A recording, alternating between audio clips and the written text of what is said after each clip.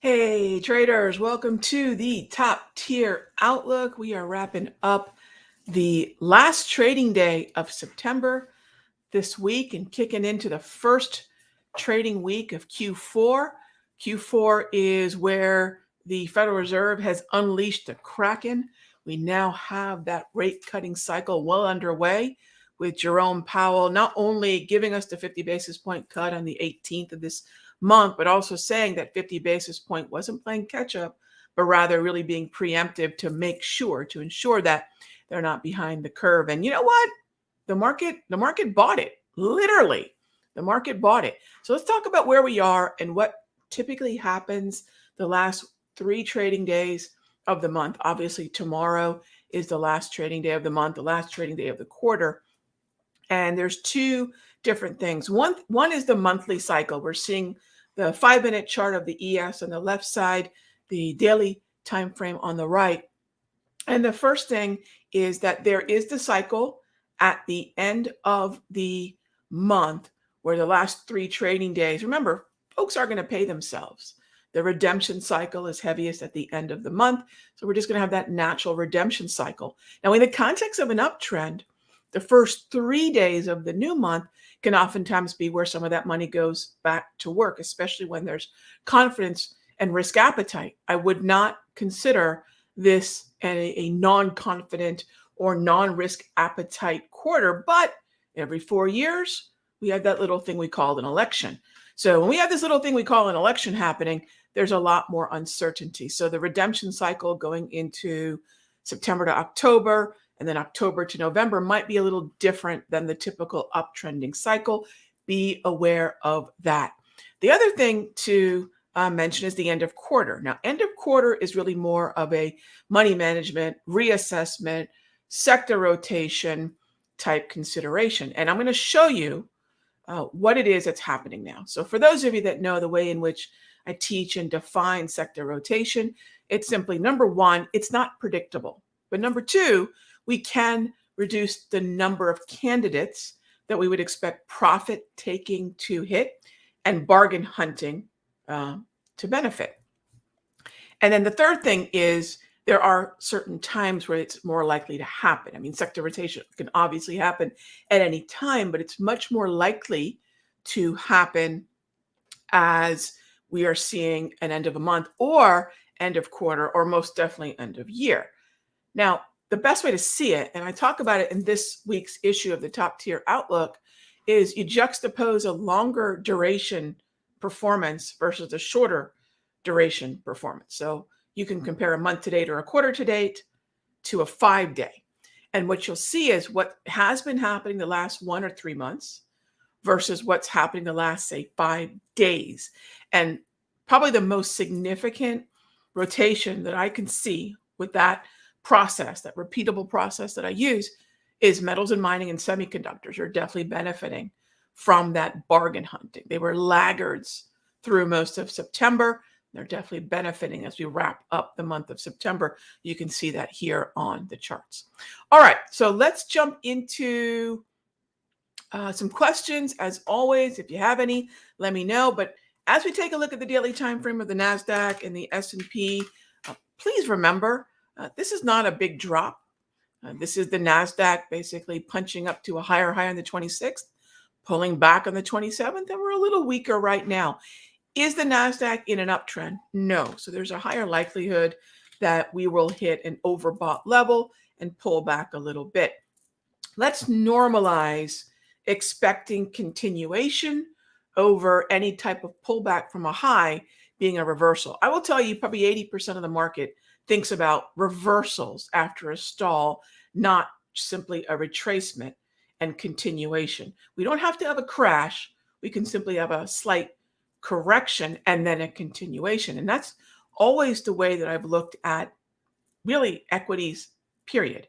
And that if we have bearishness, it'll be bearish continuation. If we have bullishness, it'll be bullish continuation. The easiest type of market structure, market behavior to trade is an uptrend. Find those and life gets a whole lot easier. In fact, we've been talking a lot about account growth these past couple of weeks. I've got a class coming up on October 5 all about account growth, specifically small account growth, but really this process and the steps can be applied to any size account. It starts off by building a foundation in risk management. Then we go up to the next level, which is understanding position sizing to your account, because this is a custom process. So you learn how to make the process that applies to your expectations and your risk tolerance. And then finally, once you've built this risk management, understanding of position size, that last part of it, the most fun part of it, is how do you now grow an account, right? And that small account growth process is unique to really any other kind of account growth process. But the great thing is the steps are the same for regardless of the size of your account, which makes it something that isn't just about small accounts, but something you can continue to use throughout your career, which is exactly what I have done. And part of that is the mindset of understanding, what do you want to trade? Because managing risk and position sizing, well, that presumes that we know what we want to trade. So get those processes right, get each one of those floors stable and built, and you can continue to build higher and higher and higher, right? We know that every great tall, sturdy building starts with a foundation, and that's really the foundation that I've used that's allowed me to trade everything from 4-figure accounts to 7-figure accounts. So it's really exciting to be in this stage of the macroeconomic cycle where the Federal Reserve is, definitely fueling the risk appetite and likely will continue to do so into next year. This has already been a very, very bullish year. So if you're stepping back and saying, Rog, this hasn't been an account growth year for me, you definitely want to be at our webinar on Wednesday, this Wednesday at 8 p.m. I'll get you all a link later on this week before that happens. And you definitely want to check out the class, because this year has been probably second or maybe even with 2021 in terms of account growth. We've continued to see, of the 9 months that have already traded, 7 or 6 of the 9 months have been moving higher. All right, it's the same link. All right, it's the same link. Cool. So simplertrading.com /reliable. Okay, cool. All right, I'll get that up here in a second. All right, so the next thing is, let's see if we can get this link up here for you all. All right, let's see. The other thing we want to make sure that we're doing as we're going through the remainder of this, there we go, reliable.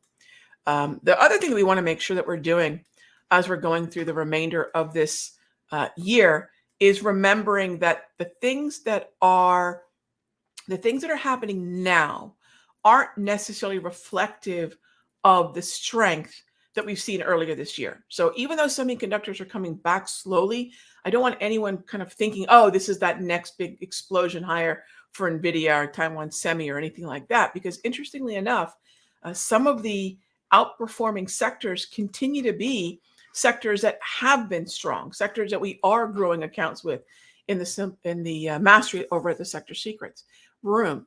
Consumer discretionary, utilities, gold miners, and industrials continue to be strong, and we're not seeing rotation out of those corners. So keep that in mind too. Not everything has to be new. It's really more about nuances, not completely a new watch list, but the nuances of the watch list.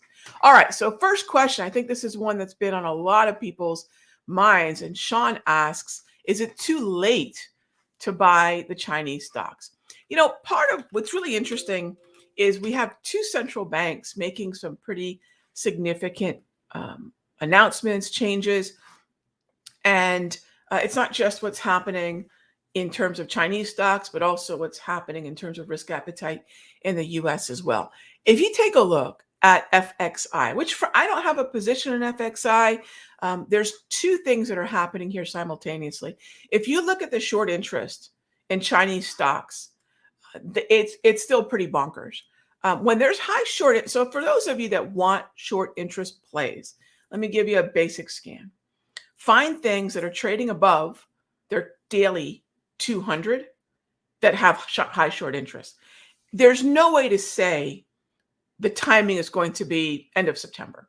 Part of this is the combination of the monetary policy out of China and the monetary policy out of the US. But the scene is set and it's ripe for the opportunity once a high short interest stock is trading above its 200. And you can see that really, if you were to ask me back in April, is FXI a buy? I would say yes, based on the daily time frame being above the 200. We came back down and tested it. That's more a buy than it would be a short. And what happens is a lot of traders start to short into this zone between, say, 27 to, say, 25, only to find out that there is this nice cushion, this nice floor, and that's the 200. And you can see exactly what it did. So the question is it too late? Well, why are we accelerating like this? Well, FOMO is real, and short squeezes are FOMO fuel. So what's happened is we finally bounced off that area around 25, and then we broke. And take a look at when the acceleration went bananas. It was when we got back up to about $29.50, which was the high from mid-May, which when we broke through the 200, we went up to that mid-May high at just shy of 30, then sunk back down to the range. Things went bananas once we got above basically $30. And so what I would say now is your support and resistance 101 would apply. Past resistance is now support. And that would mean that even a pullback to $29.50, which is not that far away, would be a reasonable spot. I would absolutely be ready for a correction at some point, not a crash, just a retracement. And that would be waiting for one of two things. Either a mean reversion at about 28.20 to about 27.60, or like I said before, let's retest 29.5. That would also not so coincidentally be a gap close from the gap up from the 25th to the 26th. So do you see how even though we're coming at it from different tools and levels, they're pretty much telling you the same thing. If we pull back to these levels, that's where we want to be long. So right now, everything's kind of very much in the mode of the short squeeze and the enthusiasm around the strength. Your typical retail trader, which, by the way, remember, 90% of those folks don't do so well, do they? They don't grow accounts. They like to buy new highs. And if you're early, if you're using timing and charting, yeah, you could have probably bought the breakout of the May 17 high. That'd be a legit breakout. We're breaking through the resistance. So that trigger at 29.5 is a reasonable one. After that, to me, this is just, at this point, kind of a guess as to whether it continues higher. Because notice, we broke through it on the 24th. How many folks chased it higher to 20 instead of buying at 29.5, they bought it at 30.5. They pulled right back to 29.5. Funny enough, we've already tested that all resistance and then we launched higher again. So all I'm trying to say is it's not unusual to see a pullback and then a bounce higher. It's like stairs, right? It's like climbing up some stairs. So FXI, and the other one would be KWEB. So this is where your Chinese internet stocks are. And it's pretty much the same story, isn't it? So it's the same idea. Sean, it's not a matter if it's too late. It's not a matter if it's too late. We just need a setup. That's all. We just need a setup. So if you're ever looking at something, so for example, with KWEB, you might say, Rog, KWEB struggled with the 200 for a bit. Agreed. But let's say now this is where we get into the reality of the price that we get into. Let's say you waited for KWEB to break above the 200 and then come back down and test it, much like I showed you on FXI. You would have bought it around, call it $27, maybe $26.80, that area, yeah? The low ended up being at basically $24.80. Would a $2 drop per share or a $2 drop from where you maybe bought calls, would that shake you out of your trade? Did we hit a lower low? Those are things to consider. But to me, a $2 wiggle is very reasonable. And look, nothing has to hold this level perfectly, but I want to point out again, getting above and staying above this level is key. Now, let me show you one other thing. And I want to make sure everyone sees the value in looking at this as a trader instead of an investor. This is such a big point. If you're an investor, $2 wiggle is not going to make any difference likely to you holding a trade like this. However, one of the things that we talk about in the mastery is the structure, right? So having a trend that's heading higher And in that uptrend, being a buyer is very different than finding support in no trend, or worse, a downtrend. And we've seen a lot of volatility here. So that's where, if I'm talking to a group of investors and you're looking at a percentage risk to the account and maybe a certain fixed risk per share, the thing I would say with anything that's in the 20s, and if you're looking for understanding where you have support by way of, as we like to call it, big money, you want to look at volume. And I don't like always going backwards in time. I have no exposure here. I'm really not that. You look, I see this thing going from 27 to 33. That's a cool move. Could there be more in store? Absolutely. I'm not going to buy it at 33. But I do want to put this in context. There are some really good moves that have already happened. So for as much news and noise as there have been around KWEB, look, we've got longer term positions in McDonald's where you bought it at $253 and it's at $303 right now. So I guess the moral of this tale is also, as interesting as this is, it's not a huge move. Not really, not yet.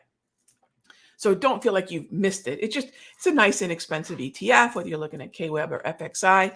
Now, if you're looking at the individual pieces of this, that's where, and the reason I'm starting at the ETF level is because once we see what the ETF is doing, then you go back and look at the high concentration weighted stocks within it, and then you can start to look at individual holdings within FXI or KWEB and choose what might be the outperformer. Or if you're really committed to this narrative, maybe you take a laggard and say, you know what, this may not have participated quite as sharply in the last week, and a rising tide lifts all boats. So there's a lot of ways you can look at it, again, depending on your time horizon. And that's why, by the way, in the mastery, we look at 2 time horizons.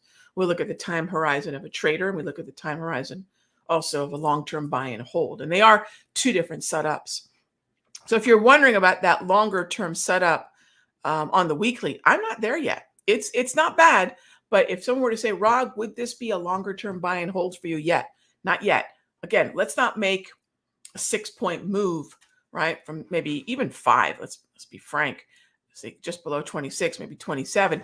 Let's just not think that it may not pull back a little bit. It may not go back to 25 or 26, but it should retrace. So that's the way I'll look at that. By the way, that's with anything, right? It's not even about Chinese stocks necessarily.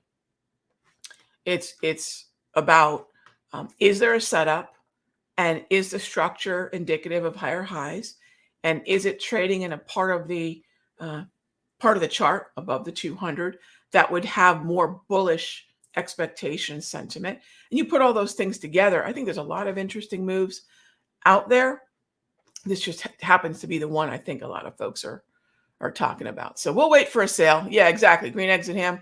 We'll wait for a sale. And look, there's a lot of, like I said, this is not just about the U.S. monetary policy. China's embarking on a completely different tact on their equity market right now. So a lot of that's hitting at the moment. So anything really above those white dots is indicative of something being in the bullish hemisphere. And the idea here is that, again, I'm not looking for it to pull back to 27 or 28. Who knows where it's going to pull back? But if there's a healthy trend, gang, I got to tell you, and this is a tough thing to sometimes do, healthy trends correct. Are we going to get another shot at 25? I have no idea, right? We may not get an opportunity to buy it at 25 again, but we might get an opportunity to buy it at 29 and a half. So let's be realistic about what a pullback would be from where we are now, not, if I would have bought it at 25. We may not get that chance again. All right. So Grace, trends always, healthy trends correct, right? Healthy trends correct. I don't mean, oh my gosh, there's some, FOMO, MOMO, meme stock narrative, but healthy trends correct. And I guess what I'm really trying to drive home is this is not the only fish in the sea. I know it's a very exciting narrative, but there's a lot of exciting things that are setting up in this environment. All right. Next up is Sandhu asks, I do swing trade. Yes. Do I also do leaps? I tend not to do leaps as often. No. Sandhu, I like to buy the share. If I have a longer term expectation for follow through, I prefer to buy the shares. Let me show you why. Again, leaps would be a kind of trade to me because now you're buying a depreciating asset, right? So I'll show you an example. This is XLK that we bought at, I think, an average price of 121 or 122 back in 2022. If I had leaps even a year out, yeah, that would have been a great trade, right? But I would have been out. Instead, I've got shares from 120 and $122 right now, and they're trading at $224. So I prefer to buy the shares. I do prefer to buy the shares. But my longer term trading is longer term. I would like to be able to hold this for years, where the leaps for me isn't necessarily what I want to do. Now, if you want to turn this into a trade, that to me, the minute I'm thinking options, I'm thinking a finite time frame. I'm thinking more of it as a trade. And yes, a trade can last a year or two, but it would be a year, mostly with the leap, and it would be a trade, not buy and hold with the ambition of being able to hang on to this for years, if not potentially decades, depending on the position and the time that I would want to start touching the money in that portfolio. So that's just, but by the way, the same trigger that I used to buy the shares would be the same trigger that you would use to buy the leaps, right? So the trigger is the same. The leap is just a derivative of the share. So if I'm willing to buy the share, of course, if you want to buy the leap instead, you can go for it. All right. Let's see here. Questions on puts next week. If there's a setup, right? If there's a setup, I need a setup first, gang. I don't know what I'm going to end up doing until the setup is there. And I think that's where, by the way, gang, and this is just such a terrible, toxic thing that's happened from financial media, where financial media parades experts who want to talk about where we're going to be in a year or two, or 12 months, or at the end of the year. They don't know. Nobody knows, right? Nobody knows what's going to happen in a month or two or three. Just like all those geniuses on television, were any of them telling us specifically it's time to buy China? No, they're talking about it now. So let's just presume that as traders and investors, we don't know what's going to happen. We play probabilities, not certainties. And in order to play probabilities, we need a setup. So if there's a setup, I will. I don't think it's going to be high on my list, but I'll see if there's a setup. That's it. I'm not a bear, gang. And I really want to make sure everyone understands my bias is bullish. And it's been wildly profitable throughout the year. It's far outperformed bearishness. So for me, in an uptrend, near all-time highs, in a dovish monetary policy cycle, going into an election, which is usually pretty bullish, what on earth would I want to do by being bearish for anything more than a few days or a day trade? The longer term time frame setup that has been proven to work throughout this year has been long calls on pullbacks. So yeah, some folks might be bearish for short term, but that's really not my style, and that's not been my strategy. And I'd rather be looking to the long side. In fact, when I share my results from August and my results from September, you'll see that it's almost exclusively long calls. All right, next up is, what else do we have here? What else? And again, I love folks that want to talk about, ultimately what's going to happen. This is going to happen, then that's going to happen. Again, avoid that type of thinking, and certainly don't listen to people who are going to do that. What I'm going to tell you is, if the trend is up, what I'll do is I'll wait for a pullback. And when we buy the pullback, I'll buy a call. And until that happens, that's where I'll just sit on the sidelines and wait for my pitch. And that's what good traders do, right? They wait for their pitch. They don't want to predict. We can't predict, right? All right. HYG, high corporate yield. It's been bullish. It's in an uptrend. That's definitely been a buy the dip. So look at the structure. Easily since July, it suffered the same way with the yen crisis in August as everything else. But for the most part, you can see HYG has definitely been an overall buy the dip market. I want to continue to buy the dips there. So that's what I would look at on HYG. I'm happy to look at some Forex, but I have no skin in the game. And frankly, I don't trade US dollar versus ZAR. It's in a downtrend for the most part. I'd say it's relatively weak. I haven't been doing a lot of Forex trading in exotics. For the most part, what I'll look at are things like Euro US or Aussie US, dollar Canada, dollar yen, mostly US dollar versus. So I'll look at the majors and a few minors, but I usually don't get into much by way of exotics. All right. So yeah, I think ultimately the overall trend there has been, take a look here. If I look at the structure, yeah, it's difficult to want to be a buyer. I'm looking at the weekly chart as well. Maybe if it gets down to about 1670, it could be relatively interesting, but I really don't have a lot of skin in this game. To straight up, it's not something I typically look at. I think it's important for me to mention that. Most everything else we've been looking at, at some point or the other, I will look at or trade. So, all right. Do I trade the DAX? I do not. You can look at the EWG. I don't trade the DAX much, but this is an ETF that you can look at that will mimic. It's sort of like if you were thinking what SPY would mean to the US market, this would be a good way to look at an ETF around the DAX. Ultimately, there is a lot of dovish monetary policy and very accommodative policy. We see it out of we see it out of China, we see it out of Europe, we see it out of the US. When money gets cheaper, stocks are going to benefit, and for sure, EWG will very likely. I wouldn't even stop at EWG. Keep an eye on some of the other EWs, the MSCI iShares that will allow you to trade the ETFs of other countries. Maybe you don't trade DAX futures. You want exposure to those German stocks, the DAX. Maybe you're looking at the FTSE. You could look at EWU. There's a lot of really cool EWs out there, and most of them you're going to see are moving from the low left to the upper right. So a lot of strength there. So Heath, yeah, I don't very often, but when I typically do, I'll take a look at the EWG. All right, couple questions on gold, and then I'll wrap it up. Gold continues to be, look, there's two metals we need to keep a really close eye on. Gold and copper. They move for different reasons, but they are both on the move.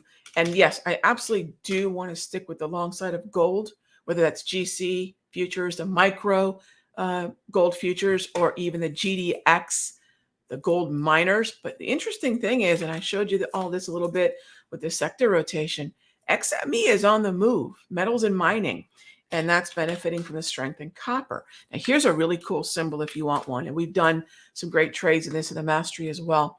Newmont Mining. Newmont Mining is weighted heavily in gold miners. It's the #1 stock, and I believe it's the #3 stock in metals and mining. So when both those ETFs are moving higher, Newmont Mining's attached to both those narratives. So it's a kind of cool thing to look at if you are looking at gold.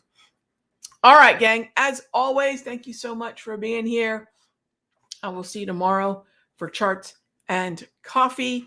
And yeah, questions on membership and whatnot. Yeah, if you want to see what we're doing, yeah, come check out what we're doing over at the Sector Secrets Mastery. But even better than that, I don't do classes, but maybe twice a year. And so if you want to see what we're doing with our next class, which by the way is always the best deal on either membership or my indicators, etc., along with an in-depth, it's a great way to get started, set of 4-hour class with the set of indicators that will let you do what we teach in the class, which is great. There we go. We can check out the webinar, right? So if you want to see, Rog, all right, this is cool. You've broken down some symbols, but how are you doing in the mastery? What kind of trades are you putting on? We'll talk about that on Wednesday at 8 p.m. So you can register for that at simpletrading.com/reliable. Make sure you guys all can see that. There we go. /reliable. All right, gang, be good to each other. I'll see you tomorrow for charts and coffee.